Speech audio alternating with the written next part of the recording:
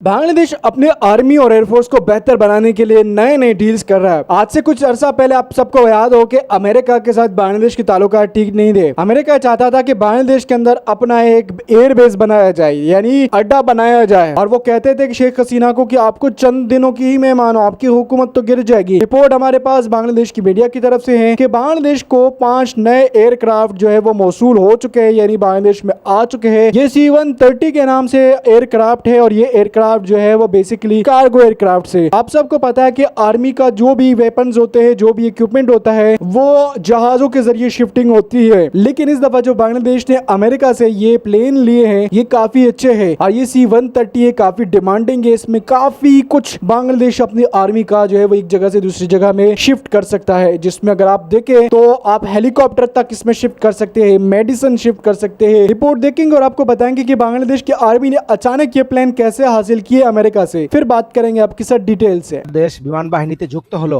আরেকটি নতুন মার্কিন বিমান। এ নিয়ে মোট 5টি C-130 যে সামরিক পরিবহন বিমান যুক্ত হলো।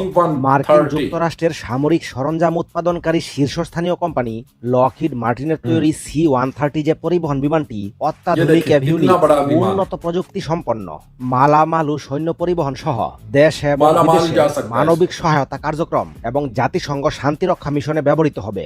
বাংলাদেশ বিমান বাহিনীতে অত্যাধুনিক C-130 যে বিমানের অন্তর্ভুক্তিতে বাংলাদেশ বিমান বাহিনী বিশ্বের যে কোনো স্থানে পৌঁছাতে পারবে। বৃহস্পতিবার সন্ধ্যা 6টা 7 মিনিটে বিমান বাহিনী ঘাঁটি বঙ্গবন্ধুতে অবতরণ করে নতুন আনা এই বিমানটি ঐতিহ্যগত রীতি মেনে ওয়াটার ক্যানন দিয়ে বিমানটিকে ধুয়ে মুছে চকচকে করে অভ্যর্থনা জানানো হয়। এ সময় উপস্থিত ছিলেন বিমান বাহিনী প্রধান এয়ার মার্শাল হাসান মাহমুদ খান, ঢাকায় নিযুক্ত যুক্তরাজ্যের হাই কমিশনার সারাহ কুক।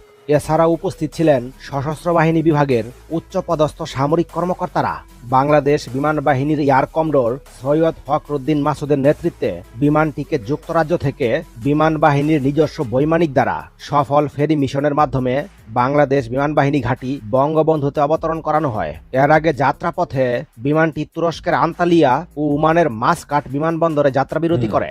বিমানটি হাতে পাওয়ার পর বিমান বাহিনীর সকল স্তরের সদস্যরা এবং তার পাশাপাশি অন্য সামরিক বাহিনীরাও দোয়া দুরুদ পরে বিমানটিকে খুশি মনে বরণ করে নেন।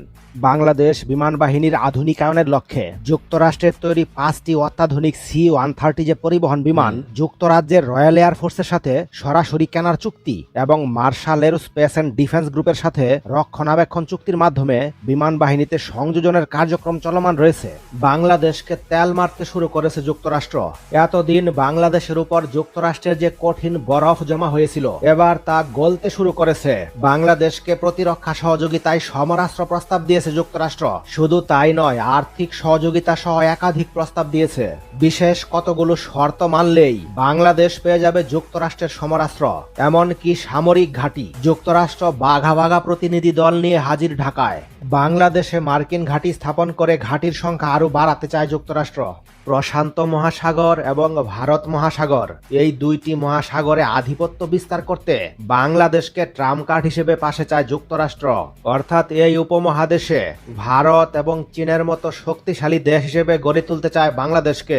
কেননা ভারত এবং চীন এই দুইটি দেশের কোনোটি যুক্তরাষ্ট্রের পুরো নিয়ন্ত্রণে নয়। অর্থাৎ যুক্তরাষ্ট্রের কথা মতো উঠবস করানোর মতো দেশ এই উপমহাদেশে নেই। যার ফলে বাংলাদেশকে যদি যোগ্য প্রতিদ্বন্দ্বী হিসেবে গড়ে তোলা যায়, অথবা বাংলাদেশের জমি কিংবা বাংলাদেশের সাগর ব্যবহার করে মার্কিন ঘাঁটি তৈরি করা যায়, তাহলে এই উপমহাদেশ অনেকটা নিয়ন্ত্রণে থাকবে।